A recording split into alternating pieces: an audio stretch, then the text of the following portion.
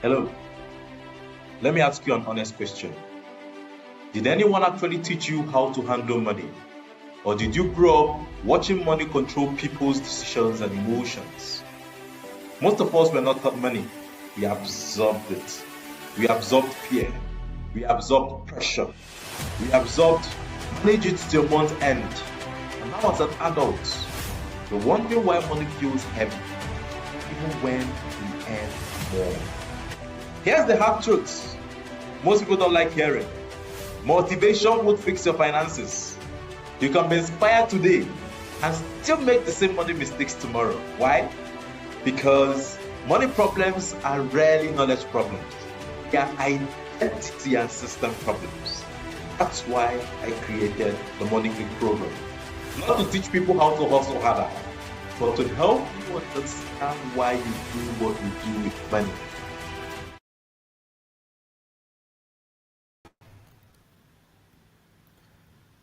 Okay, hello everybody and good afternoon. Thank you for being here today. Apologies that we are starting late. We had a little bit of issues with our connection and even our device, but we are here now. Thank you so much for waiting. Thank you so much for being here again. My name is Chukome Konyenizi and I'm the founder of the Naira Academy, and today is another interesting discussion.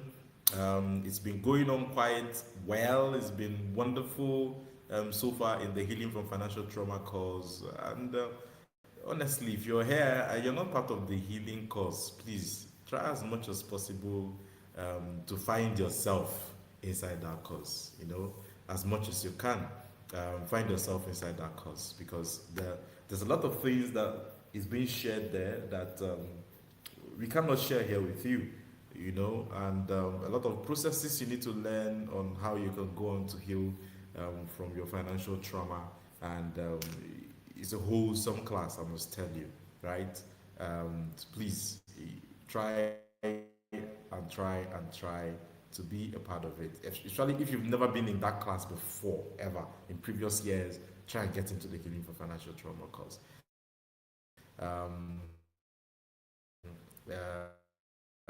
Very much for joining us. I see Mr. Chris in the house. I see Mrs. Ann, Mrs. Fido. Yes. I see Madam Christie. Let me see. Let me go through the comments. I see more people who are here.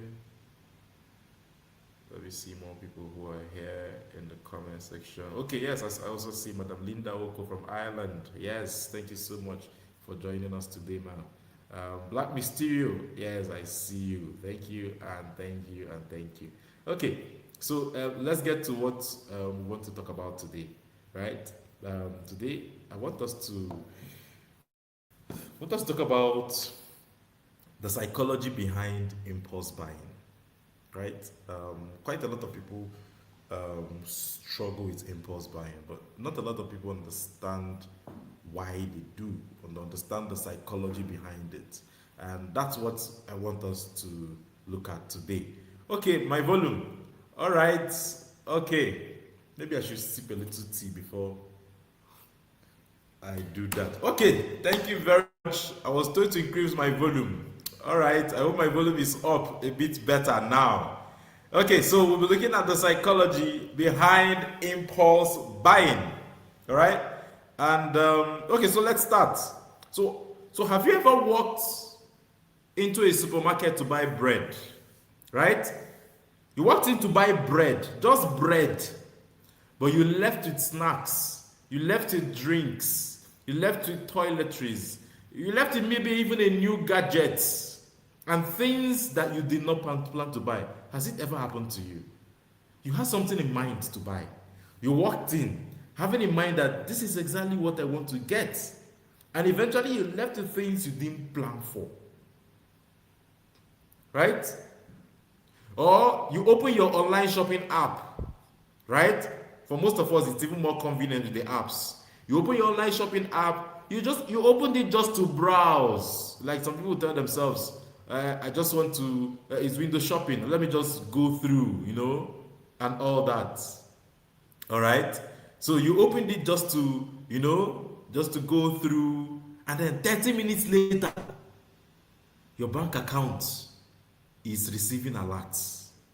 30 minutes later, from let me just open my app and that's it. You started spending money, right?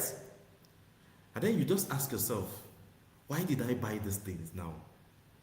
Why did I buy these things? That's the question you usually ask yourself after you've made such purchases. Why did I even open this app in the first place? Right? Why did I buy these things? And that's why I said also in previous classes that we've had, in this Wednesday and Thursday live sessions, I've said that if you know that you've not gotten to the place yet where you can control yourself, right? Put in systems. What is the system? Delete the app.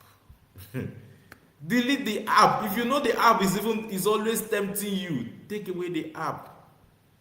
All right? Take away the app. So when you make these purchases and ask yourself, why did I buy that? Why did I buy this thing? Why did I, the answer is simple, but the answer is very uncomfortable. The answer is you didn't just make a financial decision. Buying those things was not a financial decision. It was a psychological decision to buy all those things that you bought that you did not plan for. Right? Because impulse buying has very little to do with money. It has everything to do with the brain, your emotions, and sometimes your unhealed financial trauma. So number one, let's look at the fact that your brain loves instant gratification. The human brain is wired to seek pleasure and avoid discomfort. Right? That's how the brain is wired. It's wired to seek pleasure. Yes, thank you very much. That's another system that you can use. When you're now going to the physical market, take a list along with you. Take a list along with you. There's something that I said, let me just track back a little. I think it was in a budgeting class in the Money Click program. And I said something, one of the ways that can help you stick to your budget, because it is one thing to make a list. It is another thing to stick to the list. So there are a number of things that I mentioned that you need to do for you to be able to stick to your budget and to those lists when you go to the market or supermarkets to get your things. One of the things I said was go on a full stomach. It sounds funny. But yes, the fact that when you're full, you have less urge to want to buy certain things to eat, right? But it sounds funny, but going on a full stomach to buy some things helps you maintain your list most of the times, right? Just tracking back on that, right? So back to how our brain is wired. The human brain is wired to seek pleasure. The human brain is wired to avoid discomfort. Your brain is not wired to be uncomfortable. And that's why I was telling some people yesterday in the healing course that when you attend the course, because the healing course is quite deep. Yes, it's not just peripheral, it's quite deep. And I told some people that some people will check out of this course because they will get to a point when their brain will tell them, I no longer want to continue. That's the point of resistance. I no longer want to continue. This thing is hard. Let me just check out. My mind is no longer here. Why? Because what you're learning at that point has become a source of discomfort to you. So your brain checks out. It checks out completely. Right? And that's what happens when you step out into the gap. Because at that point, you've stepped up into the gap, there's something about to happen. But because your brain is seeing it like, no. This is discomforting me. Why am I sitting too long in this class? You check out. So your brain hates discomfort. Right? But the unfortunate thing, or the fortunate thing, is that for you to grow, you need to be in that discomfort. You see, when you buy something like, or when you buy something you like, anything it is, it can be anything, right? When you buy something that you like, your brain releases dopamine, right? And we usually call dopamine the feel-good neurotransmitter, right? That's the feeling of excitement. So when you buy those things, when you're shopping for those things online, you feel good, you're happy, you're like, wow, when is it arriving? You go to the market, you go to the shops, you see certain things, you're excited to buy them. So buying those things release dopamine for you. right? It creates feeling of excitement for you. It creates a feeling of anticipation. So people love the anticipation of when are they delivering it, right? For some people, they love that anticipation. All right, so they want to anticipate when is it coming. There are some people that at every point in time they are ordering something. There's something they're expecting. They love anticipation. Some people, it's all about the pleasure that they get from buying those things. And interestingly, neuroscientists have found out that dopamine is released not only when we receive the reward. Dopamine is also released when we anticipate the reward. So that's why you're already excited, even though the things you bought have not come. The anticipation is even exciting you. So, in other words, sometimes shopping feels good before you even get the product. Your brain begins rewarding you the moment you imagine yourself buying it. Right? And that's why adding items to an online shopping cart feels exciting. You've not bought it, but you're already excited that it is in your shopping cart. You're already excited. Mr. Chris says they cause deep gone. Yes, it's quite deep. It is deep because trauma itself is deep. So we need to dig deep, right? To get our healing. All right? So, another thing is that impulse buying is also emotional buying, right? So a lot of people think, now what we're doing is explaining the psychology behind impulse buying. The first psychology, number one, is that your brain loves instant gratification. Number two is that impulse buying is often emotional buying. So most people think that they buy because they need something. No. Right? Psychologists will tell you that we often buy because we feel something. We shop when we are stressed, when we are lonely, when we are bored, when we are anxious, when we are excited, when we are discouraged, when we are celebrating, when we're trying to fit in, when we're trying to feel better. All these things are things we feel. So purchase for some people becomes emotional medicine. Right? The only problem is that retail therapy is the feeling from retail therapy is very temporary.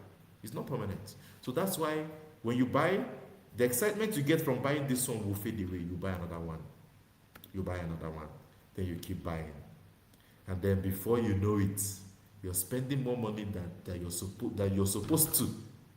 Right? You're spending more money than you're supposed to because you are yielding to the feelings. Right? So it's like somebody who is trying to feel better with taking drugs. Right? You need to keep taking it to feel high. The effect is temporary. That's what happens in retail therapy. Okay? So most of the times, you're not actually buying the product. You're actually buying the feeling. Right? Think about luxury brands. Right? Think about luxury brands. People don't just buy watches. They are buying the status that the brand is putting them in. People don't just buy designer clothes because they want to cover themselves. They're buying confidence sometimes. People don't just buy expensive cars or designer clothes. Sometimes they're buying recognition. They want to be seen that, oh, I've got this, I've got that. Right? So a lot of purchases, a lot of things we buy are emotional symbols. The product is simply the vehicle to fulfill the emotion. The product is just a vehicle. What we are really buying is emotions, emotional symbols. That's what we're really getting. Right? What people truly want is to feel attached to that thing. And there's another reason, number three, why that explains this, right? And it is childhood. Your childhood can shape your adult spending. Now, I want you to imagine two children, right? Two children. One grew up hearing, we can never afford that. Another child grew up hearing, oh, let's save and buy it later, right? They had two things. To both become adults, the first who heard, we can never afford that thing, right? may overspend the moment they start earning because they finally have access to the things they were denied. Remember, they've always told them growing up that, no, you can't have that, no, you can't have it, it's too expensive. So the moment the child is shipping, they're spending. There are parents who buy things for the children that the children don't even need. They give the children excess, more than what they need. They are trying to fill a gap from their childhood. So they're not just merely buying those things because the children need them. They're buying those things because they're just filling a gap. They're filling a gap. Right?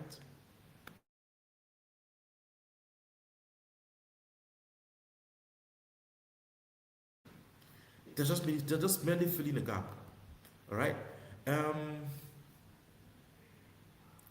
Another thing that can fuel impulse buying is financial trauma.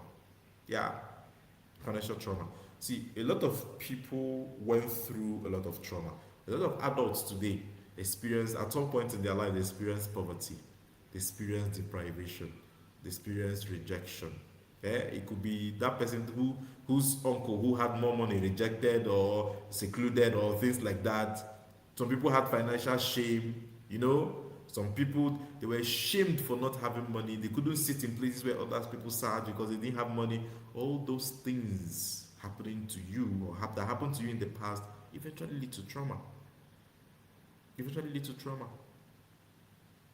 All right? Some people, it's constant lack that led to the trauma that they had.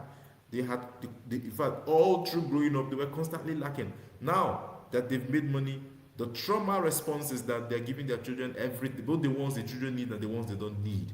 It's a response to the trauma. Right? Unconsciously, a lot of people who have trauma try to heal those experiences through spending. So they tell themselves things like, oh, I deserve this thing. If you know where I'm coming from, I don't suffer, I deserve it. But in their I deserve it, there's no moderation. It is extreme. So they spend excessively. Some people tell themselves, oh, I've suffered enough. All this suffering, why I suffer? This is time to enjoy. It's okay to enjoy, but the problem is that in trying to enjoy, they're excessive. There are no boundaries. Some people tell themselves that life is too short. Right? Life is too short. Let me enjoy myself. Yes, life is too short. You should enjoy yourself. But the problem is, because of the trauma, there are no boundaries as to how you enjoy yourself. So some people even enjoy themselves to the extent that they get into debt enjoying themselves. So the purchase is not really about the item. No, it's not. It's not. It's about temporarily escaping old emotional pain, old emotional patterns. So the shopping bag that comes back with you becomes a form of emotional comfort. But the problem is the wound remains. It remains. And the urge will always return. That's why it's temporary. When you buy those things today, the urge once those things you bought last for 1 week, they've become old items. You want new ones to give you new dopamine to make you feel good again. Right?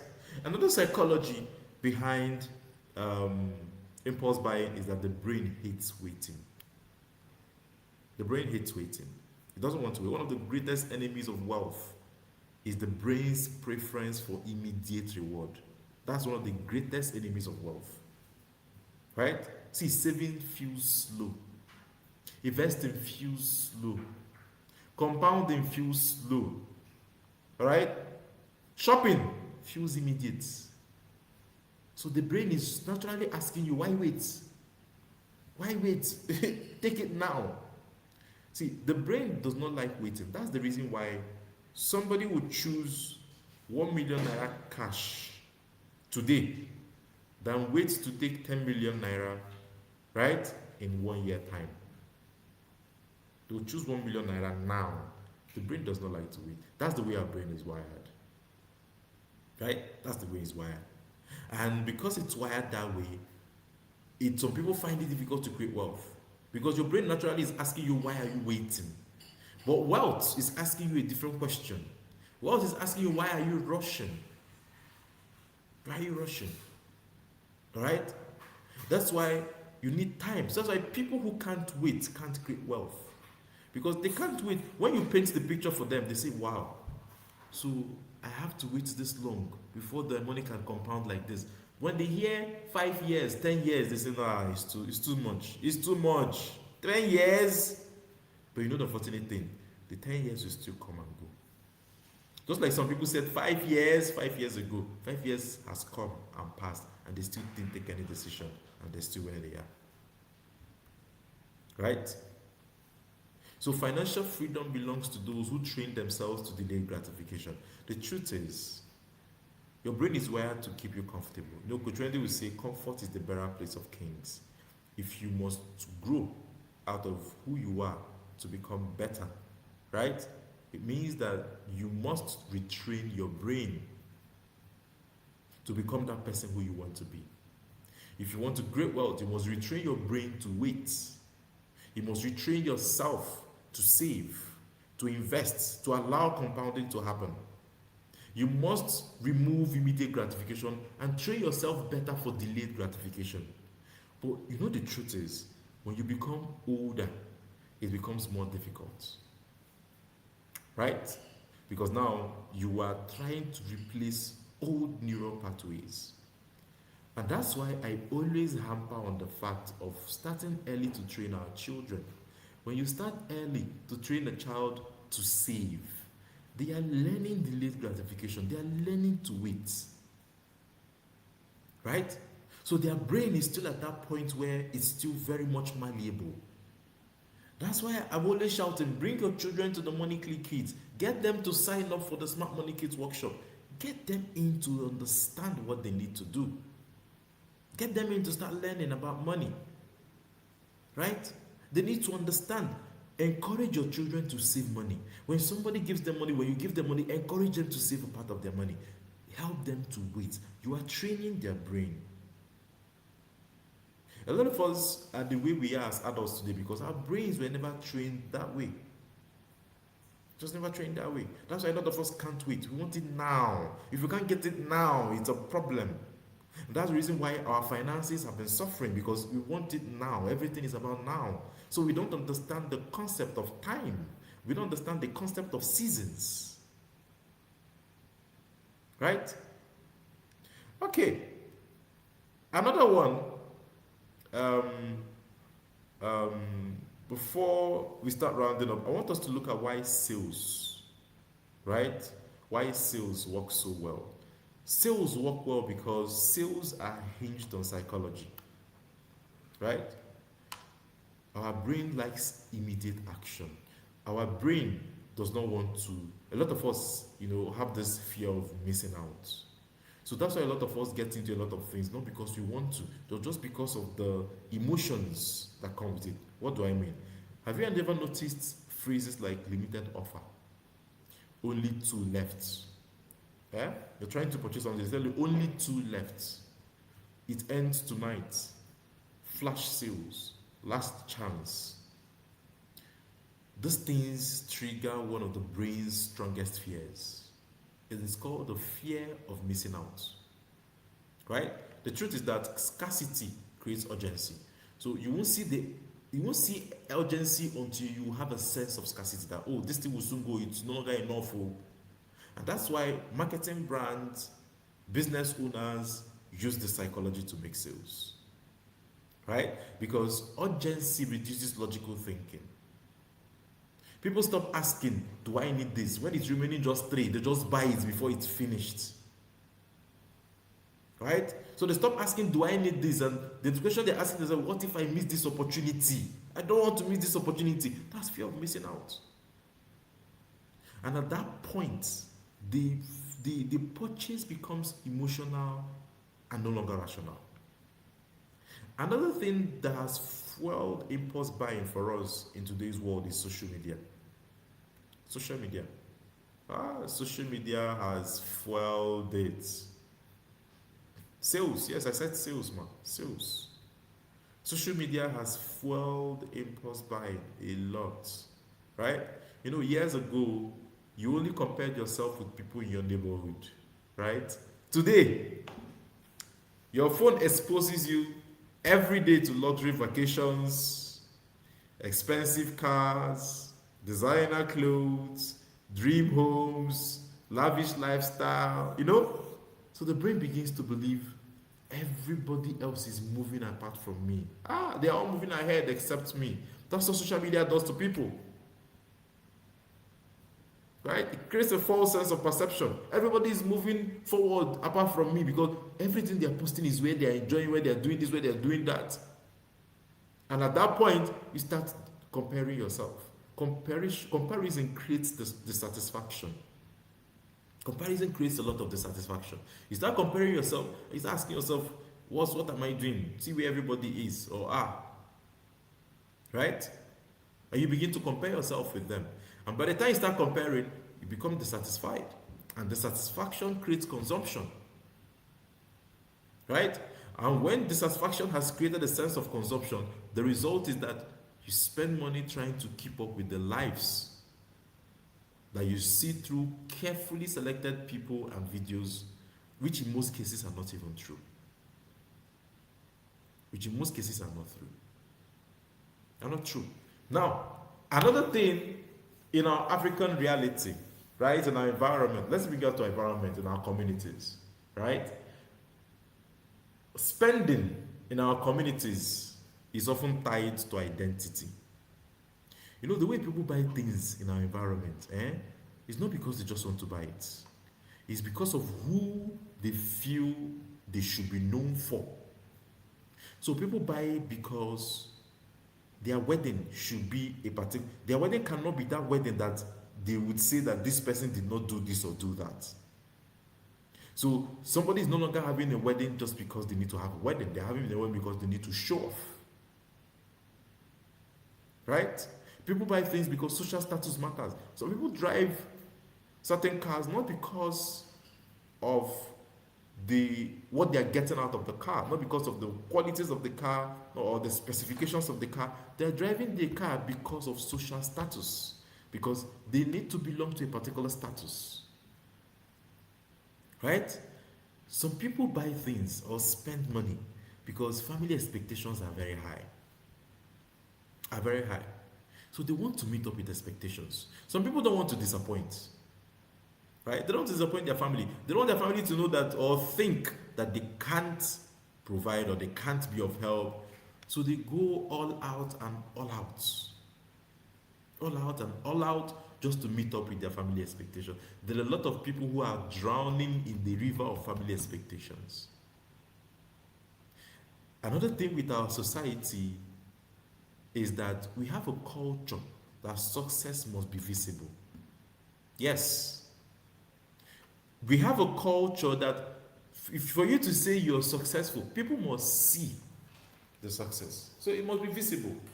So that's why people focus more on visibility than wealth creation. People focus more. That's why somebody who just got a job and earned some money will first buy a car before he starts investing. Why? Because he wants to show that he's not successful. Because we live in a society where visibility matters more than anything. Everybody wants to see. Everybody wants to show. They want to show. Right?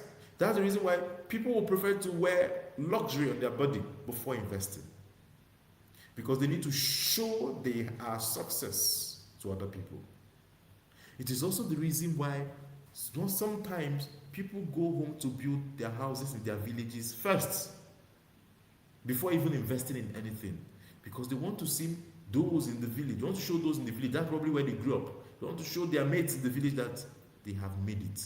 If they build it in the city, the people in the village, who are their peers that grew up with him or her, can't see it. So they go to show it where it's visible. Right? Where it's visible. Or is it celebrations, certain celebrations that are public, that shouldn't be made public? So sometimes people spend not because they can afford to, but because they fear being judged if they don't. I have seen people who borrow money to throw celebrations that they shouldn't. I've seen people who borrow money to do, naming ceremony for their children, for their child. The person did not have money for naming ceremony. And no church is hanging you on the neck to say you must have a celebration or you must throw a party. But this person went all out, borrowed money just to have a party for the naming ceremony. Right? Sometimes it is because of the fear of being judged. The fear of people saying that you couldn't even do even small party for this child, for this young child. The pressure to look successful has driven a lot of families into debt. I will tell you one. Right? So, this family, so a friend told me this story. So he's in the Money Click program, and he's coming from a family where there's a need for a lot of mindset. In fact, his own mindset had to shift over the last 2 years for him to get to where he is. So his family has been poor throughout their upbringing. And of course, his father, once in a while, people throw jabs at him and things like that. So his younger brother traveled abroad, and his younger brother started, making waves, if I may put it that way. And the father pushed the younger brother to start building in the village. He called his younger brother and he told him, I don't think you should build in the village. Why not set up a business? Right? Why not buy property somewhere else that can, generate income for you? Why are you building inside the village? His brother didn't listen to him. He listened to his father.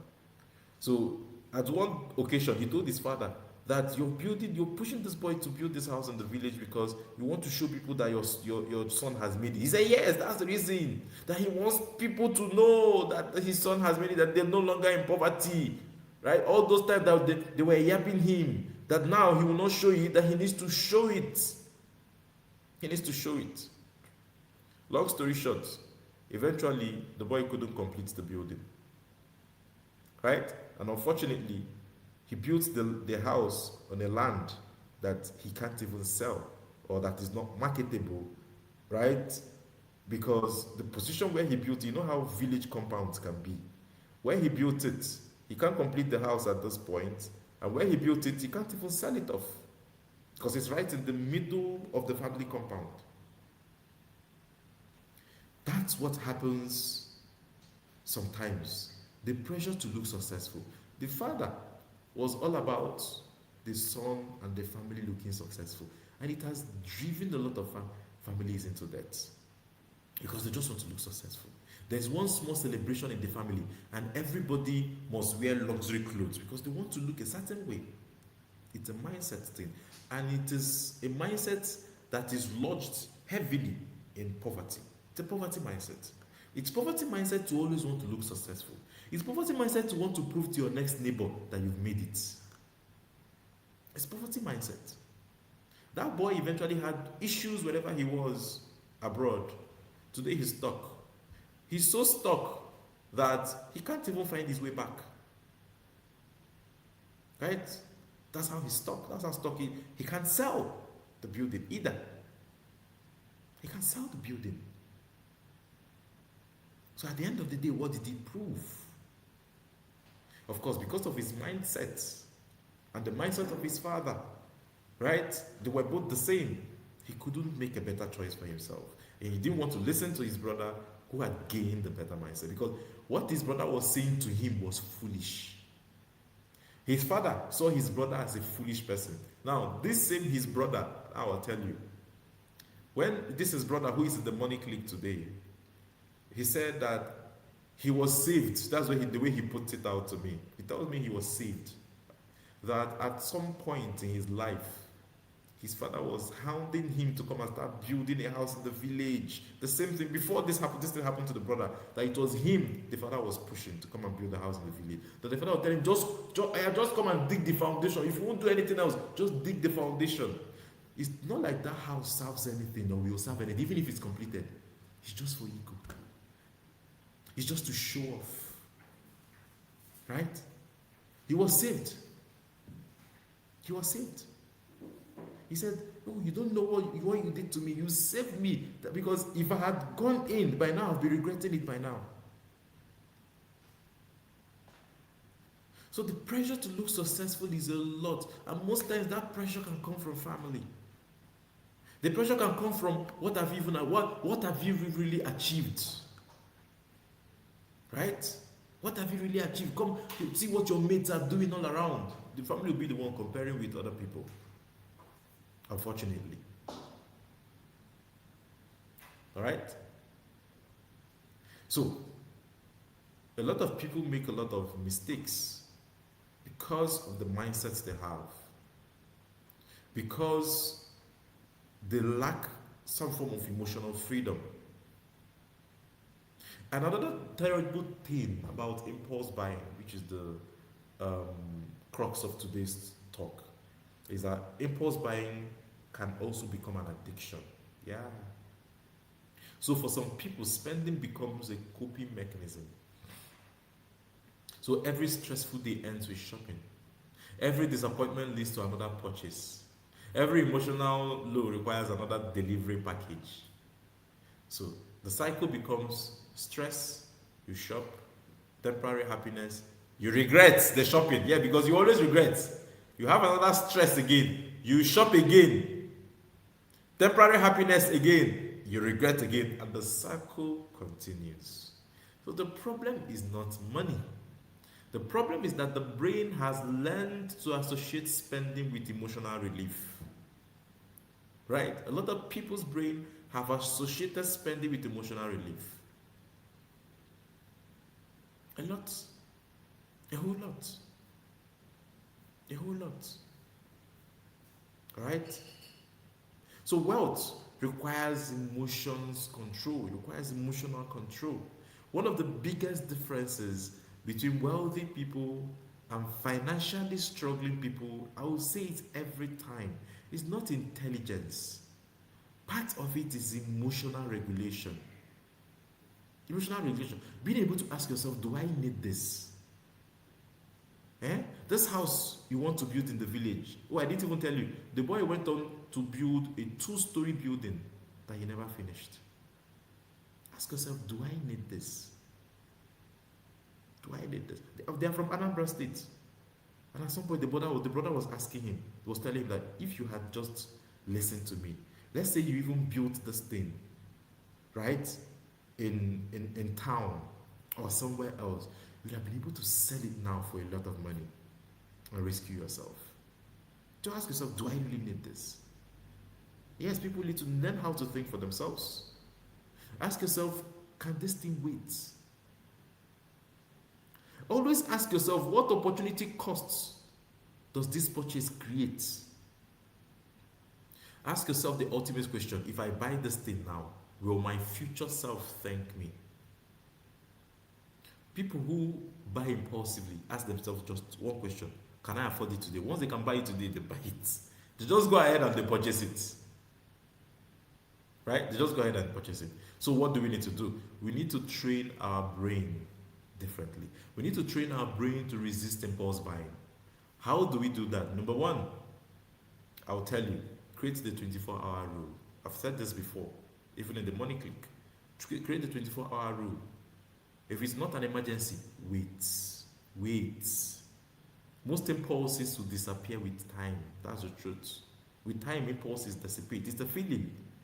If you starve it, if you use time to starve that feeling, it will dissipate. Right? Even if you still want it tomorrow again, evaluate again, give yourself another time. All right? Number two, identify the emotion. So before buying, ask yourself, what am I feeling right now? Identify the emotion behind wanting to buy that thing. There's an emotion that is pushing you. Identify the emotion. Is it stress? Is it boredom?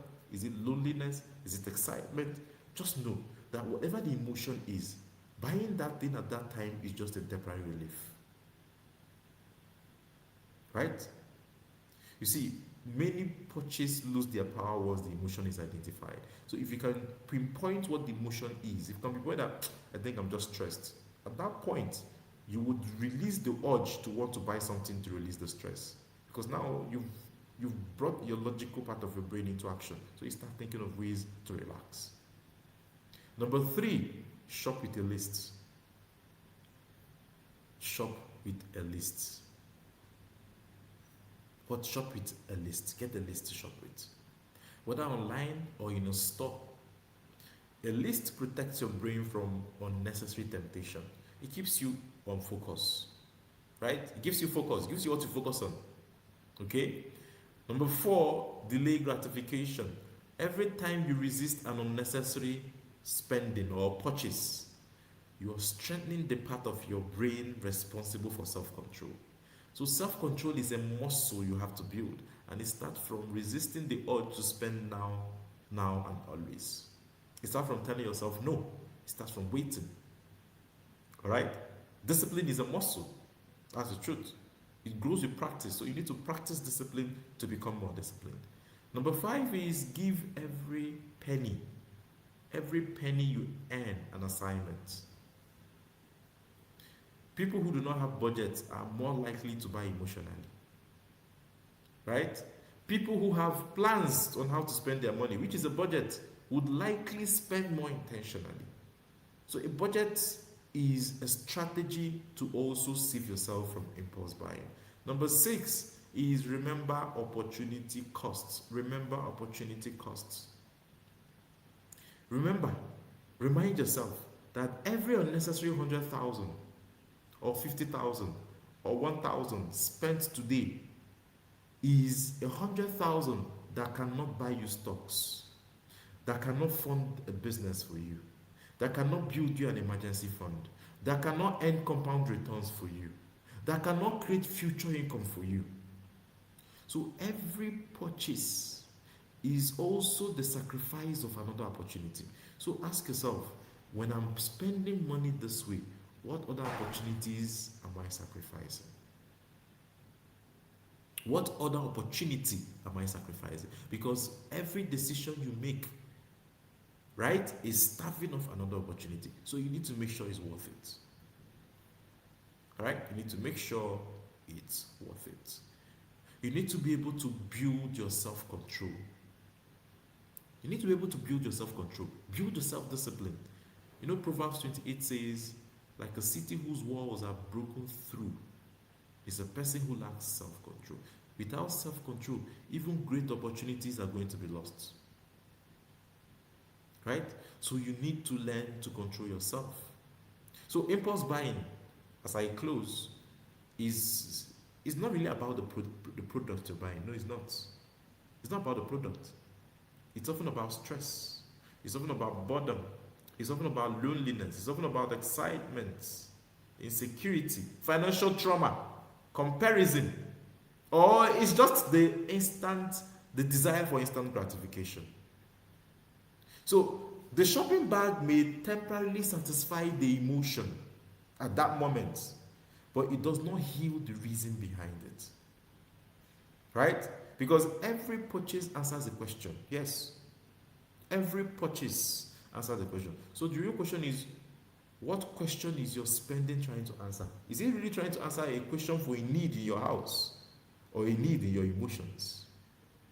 Right? So when you begin understanding the emotions behind your purchases, you stop merely controlling your spending.